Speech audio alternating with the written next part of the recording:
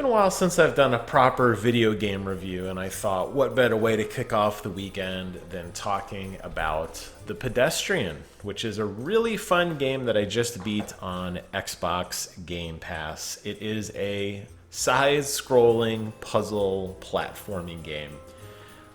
You can play this with a keyboard and a mouse, or you can play this with controller.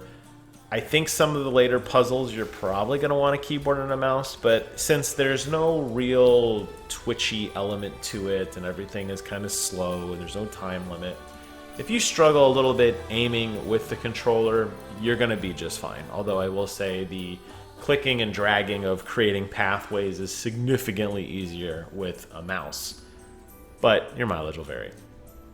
So I didn't know what to expect when I started playing this game. I knew it was a side-scrolling puzzle platform game, but I didn't really know what kind of puzzles to expect. If you've seen any of the promotional material, at least for me, what I was drawn into was just how pretty the background is. The fact that you're a little 2D person running around in real space, essentially, navigating from screen to screen to screen, was a really interesting concept to me. And while this game does dabble just ever so slightly with manipulating the real world around you, unfortunately, I think that's where it falls short. It's not to say it's not a fun game, but it doesn't have that level of impact of a game like Maquette. If you saw my review on Maquette, you should know, and if you don't, how dare you, go watch it immediately. If you look at my review of Maquette, which was another puzzle-based game in which you had a miniature version of the world in the center of the world, and everything you did manipulated the larger world around you, and it was basically like, think of like donuts circled or those Russian nesting dolls, in on each other over and over again. That was quite a bit of fun, because you actually saw almost a cause and effect with some of the things you were doing. I would even argue similarly that The Witness, which was a phenomenal game that came out many, many years ago, another puzzle kind of game, same thing. You actually started to see the world around you changing. Here you're just solving puzzles for the sake of solving puzzles. It is incredibly arbitrary what you're doing. They will continue to throw more mechanics at you. Initially, it's just the concept of connecting doorways together so that you can walk through from one part of the map to the other. Then they add on ladders. Then they add on switches. Eventually, you get into power, turning on and off like electrical power, using batteries and switches. Later on in the game, you'll get into a mechanic where you can freeze the state of a room, which requires you to manipulate kind of the universe around you. There's quite a bit in this game in terms of every level or so. And by level, I really just mean the area kind of behind you. There'll be a theme, whether it's the city streets or you're looking at here as kind of the beginning level, the laboratory.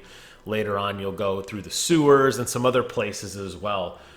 Each of those areas require you to still solve puzzles. It's just the very last thing you collect will be some sort of item that feeds into a larger narrative.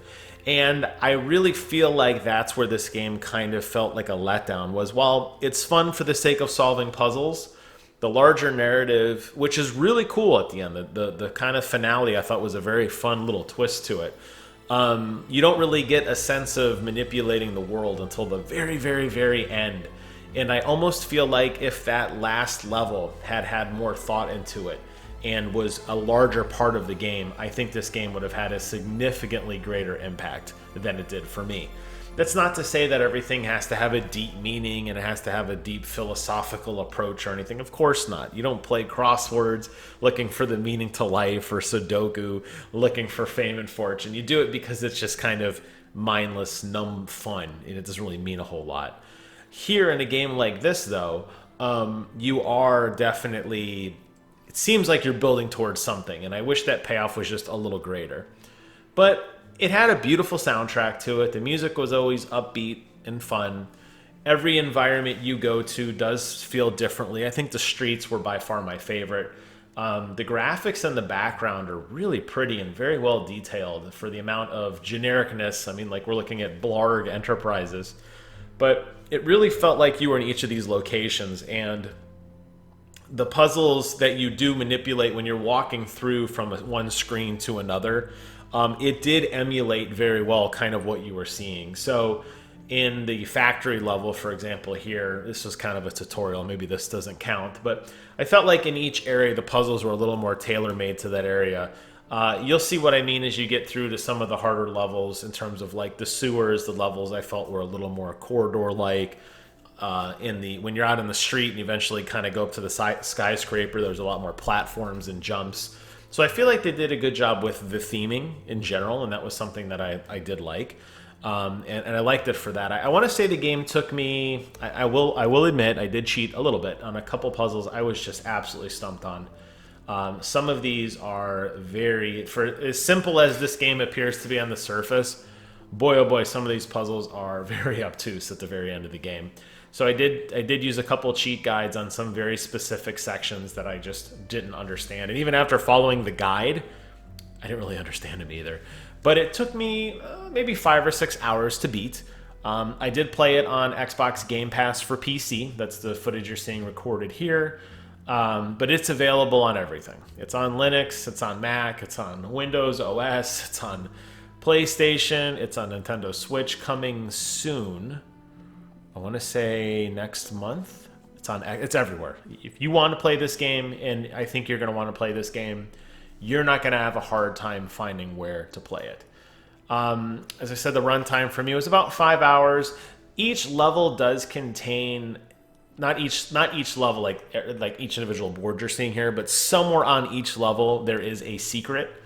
It's usually, you can tell where it is because it looks like something that just seems seemingly impossible. Like opening a door that you probably have no business opening. You're like, there's no way I'm going to get that door open. Like, I'm just going to skip it. But that's the puzzle.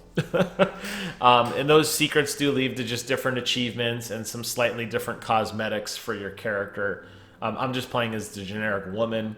There's like a generic guy, a generic woman, and later on you get some other stuff if you find these secrets. Your guy can look like a robot and some other stuff. But once you kind of play through this game and you get to the end, I don't know necessarily if you need to really play it again. I think that's true of any puzzle game, by the way, not just picking on the Pedestrian.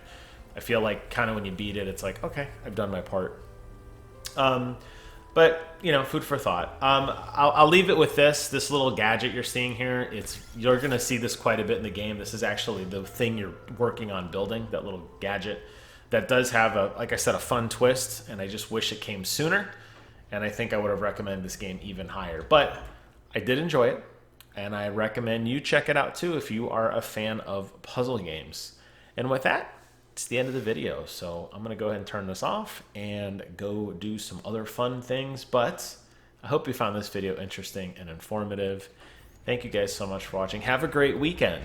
And until next time, I will see you guys on the other side.